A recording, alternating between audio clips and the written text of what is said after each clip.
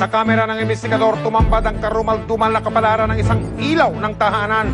At ang itinuturong may kagagawan ang haligi ng tahanan. Kawawa ang kanilang mga anak dahil sa kanilang nasaksihan.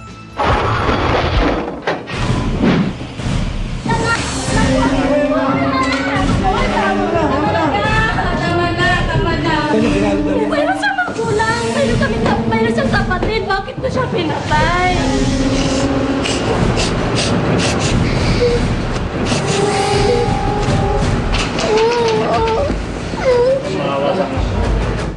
Nakuwawa naman kami. Sige, tanongin mo. Naalaga sa amin eh. O, tanongin mo.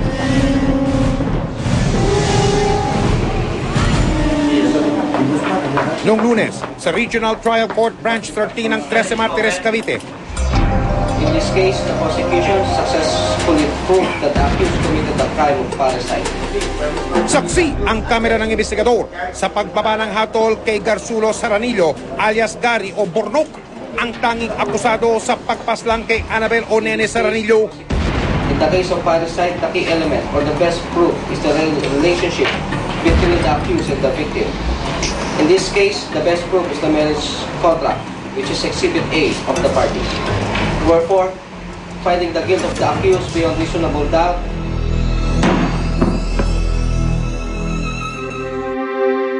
Matatandang nung Mayo ng taong 2008, isang malapelikulang tagpo ang nangyari sa harap ng kamera ng investigador. Itinampok sa aming programa ang pagkawala ni Annabel Saranillo o Nene. February 9, pumunta dito. Yung una, mga bata, 3. Hindi mo na ako nagtanong. Sumunod si Gary. Nagtanong ako, ba't wala si Nene? Lumupad na. Sabi na sa akin, saan lumupad? Pakwait daw.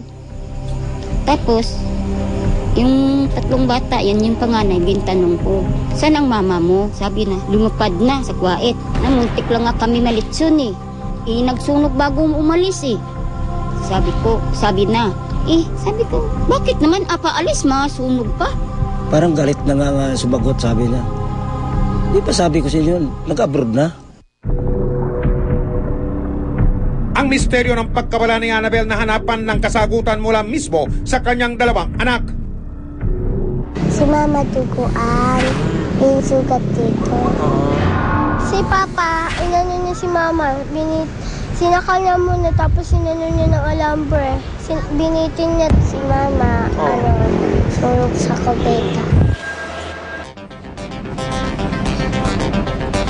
Sa tulong ng Background Investigation Division ng NBI, nahuli si Gary. Teka muna!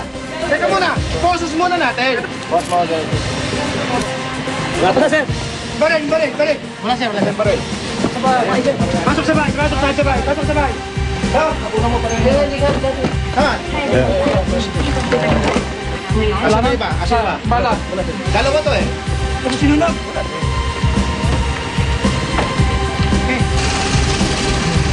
Nagmatigas si Gary sa kanyang mga pahayag kaya napilitan ng mga otoridad na iharap sa kanya ang mga anak.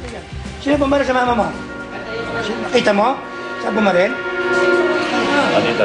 Halika. Dito. Sino bumaril sa mama mo? Sino? Halika, turo mo. Sino bumaril? Siya? Ilang ulit nakiusap ang mga bata sa kanilang ama. Bakit patay si Mama, Papa? Pa, sagot ka naman, Papa. Kasi kuwawa naman kami. Pa, kumanilibing si Mama. Nakita mo ng binarel?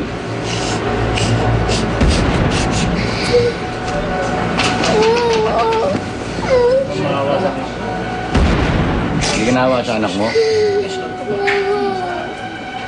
Ano, inukay mo? Ganon? Makalipas ang 3 oras, kinulat ni Gary ang lahat. Napatay mo maninibeng o nakiga? Higa, sir. Pinalot mo? Sir. Hindi mo sinunog? Hindi, sir. Saan mo pinalot? Kumot o sopa? Saan mo pinalot? Kumot? Ako siya sako. Sako? Anong kulay? Puti, sir. Sir.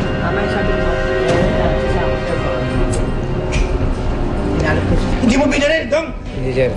Ano? Pinalo mo lang? Hindi, sir. Sakal, sir. Sinaksak mo? Sakal, sir. Sakal. Bakit may dugo sa tiyan? Sakal, sir. Sakal. Bakit may dugo sa tiyan? Wala, sir. Wala. Mode ka na ulit. Mode ka na ulit. Sige. Hindi ka makakausap ng ayos eh. Basta punta ka sa magulang. Hindi na nakapagpigil ang kapatid ni Annabel.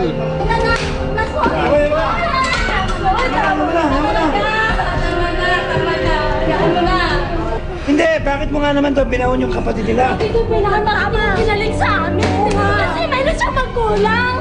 Mayroon siyang kapatid. Bakit mo siya pinatay?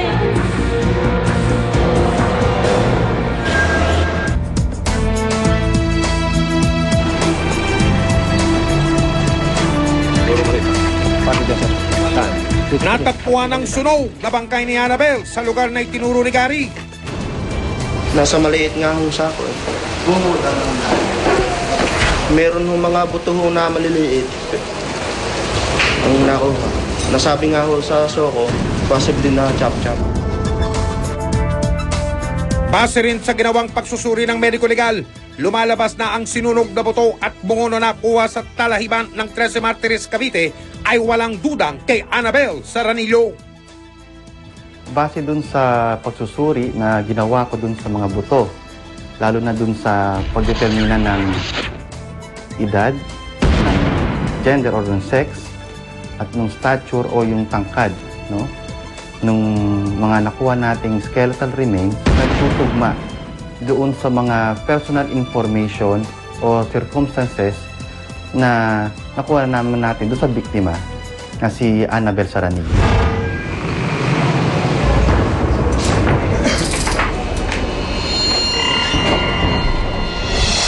Makalipas ang halos 2 taong paglilitis, inilabas na ang hatol ng korte sa akusadong si Gary. Finding the guilt of the accused beyond reasonable doubt, the accused Garsulo Saranillo is hereby meted to suffer the imprisonment of reclusion perpetua and to pay the amount of 80,000 pesos to the heirs of the victim as civil damages and another 80,000 pesos as moral damages. The provincial warden is hereby ordered to transfer the custody of the accused to the National Penitentiary at Muntinlupa. Guilty! Napatunayan ng korte na si Gary ang pumaslang sa kanyang asawang si Annabel.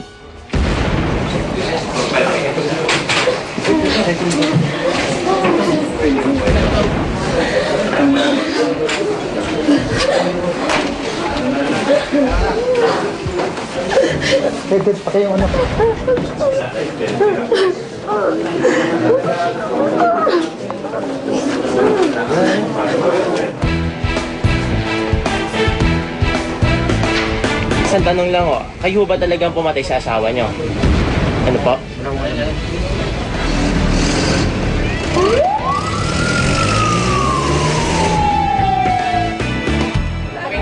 Walang pagsidlan ng kasiyahan ang buong pamilya ni Annabel ngayong nakamit na nila ang katarungan. Masaya ako. Parang naabot ko ang langit. Masaya. Wait lang, Nay, relax. Nay, huwag mo ng tubig. Masaya po, lalo na po sa Panginoon. Alam ko po nga, ito yung hinihingi ng kapatid ko. Nasaan man siya ngayon. Masaya na siya. Yun na yung masasabi kong hustisya talaga. Dahil sa ngayon, yun yung pinaka mataas na pwedeng i-impose ng korte sa isang akusado sa krimen na parricide. Narinig yun naman kanina, yung hatol, reclusion perpetua. So sa ilalim ng revised penal code, yan ay umaabot ng 20 years to 1 day, 20 years and 1 day to 40 years. Ngayong tapos na ang paglilitis, ipinag-utos ng korte na ibigay na ang mga labi ni Annabel sa kanyang pamilya.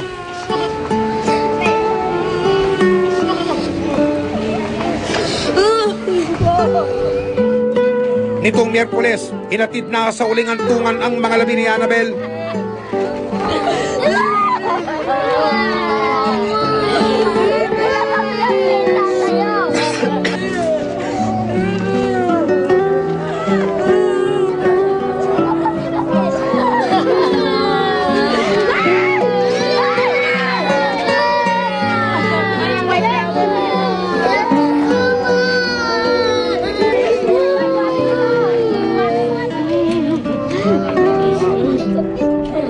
Paalam, Annabel. naway tuluyang ka ng matahimik ngayong nakamit mo na ang katarungan.